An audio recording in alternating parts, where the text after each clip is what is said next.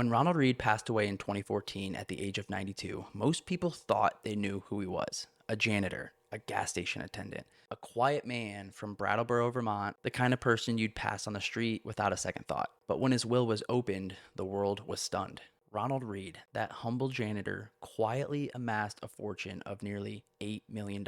How does that happen? And more importantly, what does it really mean? Here's Ronald Read's story. Ronald was born in 1921 in rural Vermont, the son of a modest farming family. He was the first in his family to graduate high school, which was a milestone that meant literally walking or hitchhiking several miles, supposedly 4 miles, just to get to class every day. After serving as a military policeman in World War II, he returned home and lived the rest of his life in Vermont. He worked at a gas station for 25 years and later became a janitor at JCPenney. These were not glamorous jobs, these were not high-paying jobs. But Ronald lived with a discipline that most of us would find extreme. He wore clothes until they were completely worn out, even pinning his jacket with safety pins to keep it attached. He parked far from downtown stores to avoid paying parking meters. He chopped his own firewood in his 90s. And to anyone who saw him around town, he was just Ron, a quiet, humble, almost invisible man. That's why his death made headlines around the world when his fortune was made public. A reminder that this is what happens when you only have a will. It goes through probate, which is public information, instead of staying private through a trust. Quick financial lesson there. Anyways, 4.8 million went to the local hospital, 1.2 million went to the local library where he spent many hours reading the Wall Street Journal, and the rest went to family and friends. Think about the shock of that moment. A man who drove a secondhand car, lived in a small home, cleaned floors for a living, suddenly revealed as one of the largest philanthropists his town has ever seen.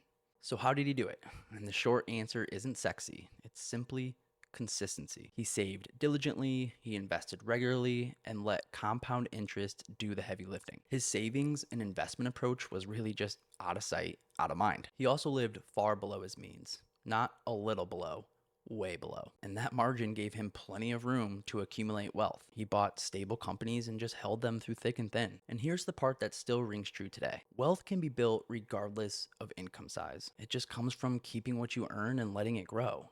We know this. The same principle that worked for Ronald decades ago still works today. From patience and sticking to a plan when the world is telling you to buy faster, riskier, shinier things. In his day, the shiny investments might have been flashy conglomerates in the 60s and 70s, or the dot-com darlings in the 90s, many of which collapsed or disappeared altogether.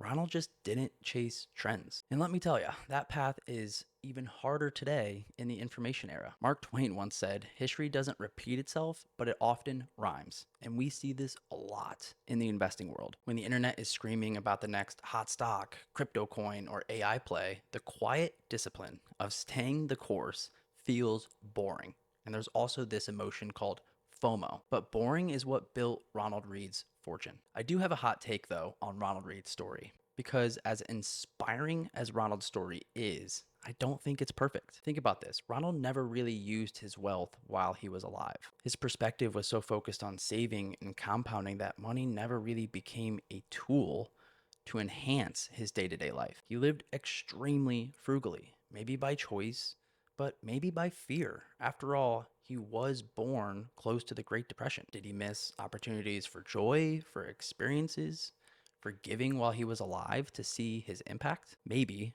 Or maybe that was his ideal life. Maybe simplicity and restraint and leaving a giant hidden legacy was his version of success, was his version of happiness.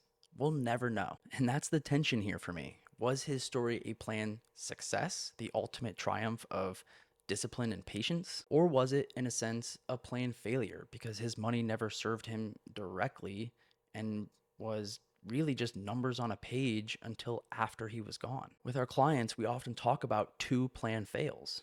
The obvious one, running out of money, but the second one, which is much more personal, dying with too much money. Not because leaving a legacy is bad, but because it can mean that maybe you held back on experiences, relationships, or impact that you could have enjoyed while you were alive. There's a book called Die with Zero by Bill Perkins that explores this idea. To me, the premise of the book isn't necessarily to die with $0.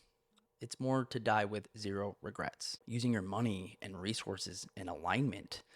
So at the end of your life, you can say, I spent my time and money on what mattered most. So maybe Ronald succeeded.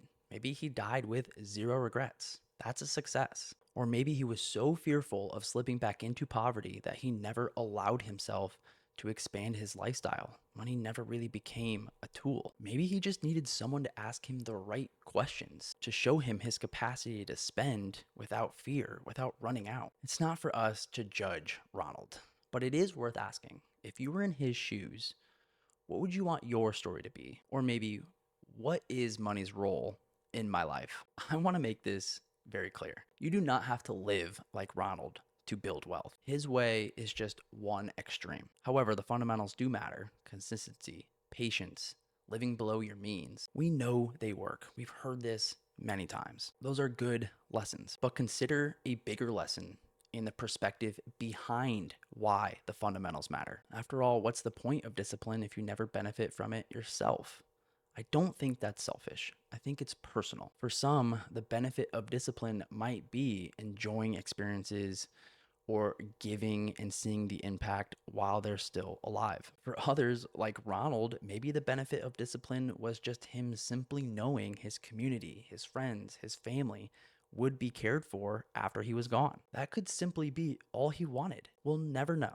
And that's exactly why it's so personal. Building wealth and stacking dollars can feel good, but using those dollars for yourself, for your family, for your community, seeing your impact can feel great. Otherwise, discipline risks becoming sacrifice for its own sake. So I'll leave you with this. As you reflect, are you closer to Ronald Read's discipline, or are you closer to Ronald Read's blind spots? Because at the end of the day, money is only meaningful when it funds a life you're actually living.